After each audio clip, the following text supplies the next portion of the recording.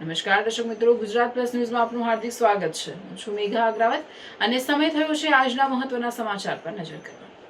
વિકસિત ગુજરાતના છોટાઉદેપુર જિલ્લાના એક એવા અંતરિયાળ વિસ્તારમાં આવેલા કમવાડ તાલુકાના અંતરિયાળ વિસ્તારમાં અમારી ટીમ પહોંચી કે જ્યાં બૂંદ બૂંદ પાણી મેળવવા મહિલાઓ મુશ્કેલીનો સામનો અને જીવનું જોખમ ખેડી રહી છે.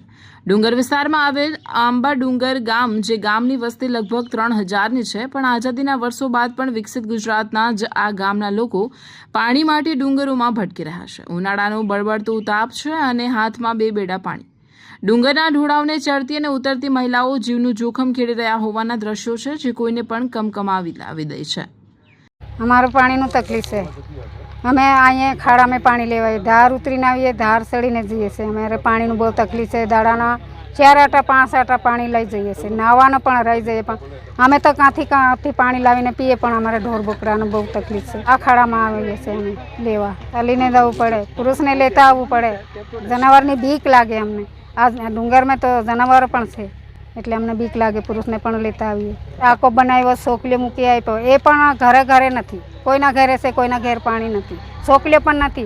અને સોકલી બનાવી આ મૂકીને આવેલી, પણ તો પણ પાણી નથી. ટાંકામાં પાણી નથી આવતું. રદા દેખાય પણ પાણી નથી આવતું. કાઠિયાવાડી સુધી પાણી પહોંચાડ્યું, પણ અમારા ગામમાં પાણીનું બહુ તકલીફ. પાણી જોઈએ અમને. ટીણુબેન.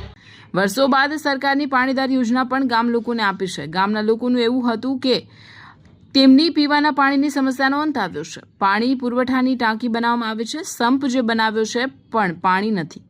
સરકારી યોજના ફક્ત કાગળ ઉપર જ જોવાઈ રહી હોવાનું લાગી રહ્યું છે. આજે આંબા ડુંગર ગામના લોકોને પોતાના જીવનને ટકાવી રાખવા આજે પણ ડુંગરા ખૂંદવા પડી રહ્યા છે. નવાઈની વાત એ છે કે આ ગામ નર્મદા કિનારે વસેલ ગામ છે. નર્મદાનું પાણી દાહોદ જિલ્લામાં પહોંચાડવા માટે નજીકમાં જ આવેલ હાફેશ્વર ગામે કરોડોના ખર્ચે પ્રોજેક્ટ બનાવ્યો છે, જ્યાંથી પાણી પહોંચાડવામાં આવી રહ્યું છે. આ જ નદીનું પાણી 500 કિલોમીટર દૂર સૌરાષ્ટ્ર સુધી પહોંચાડવામાં આવી રહ્યું છે, પણ નદીથી 2 થી 3 કિલોમીટર દૂર આવેલા આ ગામના લોકો પાણી માટે તરસે મરી રહ્યા છે. ગામના લોકો માંગ કરી રહ્યા છે કે ગમે તેમ કરીને તેમના માટે પાણી વ્યવસ્થા કરે. અહીં આંબાડુંગર ગામ છે, એ અહીં વસ્તીની દ્રષ્ટિએ જોઈએ તો 2800 થી 3000ની વસ્તી આવેલી છે. આ વસ્તીમાં જે પટેલ ફળિયું અને જે માથામોડી ફળિયું છે, અહીંયા પાણીની સમસ્યા છે. કારણ કે જે નિશાળ ફળિયું છે એની અંદર ઘણા બધા બોરો મૂકેલા છે, પણ પાણી આવતું નથી. જ્યારે વાત કરીશ કે હાપેશ્વર પાણી પુરવઠાની, તો આ પાણી પુરવઠા યોજના દ્વારા અહીં ટાંકું બનાવવામાં આવેલું છે, પરંતુ આ ટાંકાની અંદર આજ દિન સુધી પાણી ચડાવવામાં આવેલ નથી. જો આ યોજનાનું પાણી ચાલુ થઈ જાય તો આ જે સમસ્યા છે એ દૂર થઈ શકે છે, પરંતુ સરકાર એના પર ધ્યાન આપતી નથી. આના માટે મેં રજૂઆત સ્વાગત ઓનલાઈનમાં પણ કરેલી છે, પરંતુ અધિકારીઓ કહી દે છે કે અઠવાડિયાની અંદર થઈ જશે, પરંતુ આજ દિન સુધી આ કામ થયું નથી. આ જે નિશાળ ફળિયાની જે મહિલાઓ છે એ પાણી ન આવતો હોવાને કારણે આ લોકો અહીં જે કોતરમાં જે એક પથ્થર તોડીને જે પાણી આવે છે એ જગ્યા પર આવવું પડતું હોય છે, અને આવવા માટેનો રસ્તો પણ ખરાબ છે, કારણ કે ટેકરો ઉતરીને આવવું પડે છે.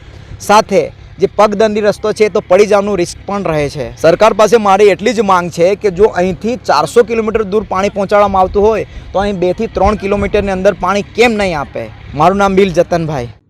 આ બાબતે જ્યારે તાલુકા વિકાસ અધિકારીને પૂછતા જણાવ્યું કે પાણી પુરવઠા યોજનાની ટાંકી જે બનાવવામાં આવે છે તે ઊંચાઈ પર છે અને પાણી ઉપર ચડતું નથી. જો કે આ બાબતની કામગીરી કરવામાં આવશે અને ટૂંક સમયમાં લોકોને પાણી મળતું થઈ જશે.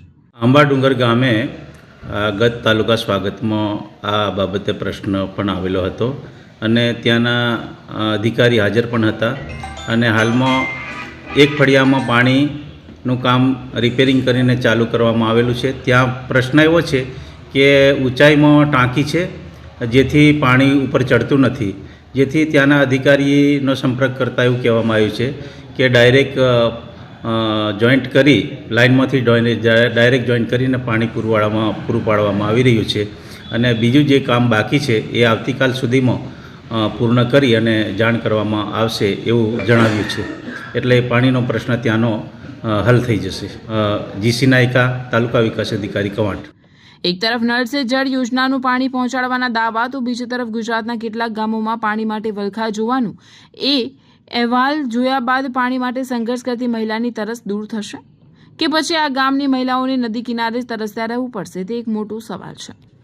રિપોર્ટર મોહસિન સુરતી, છોટાઉદેપુર.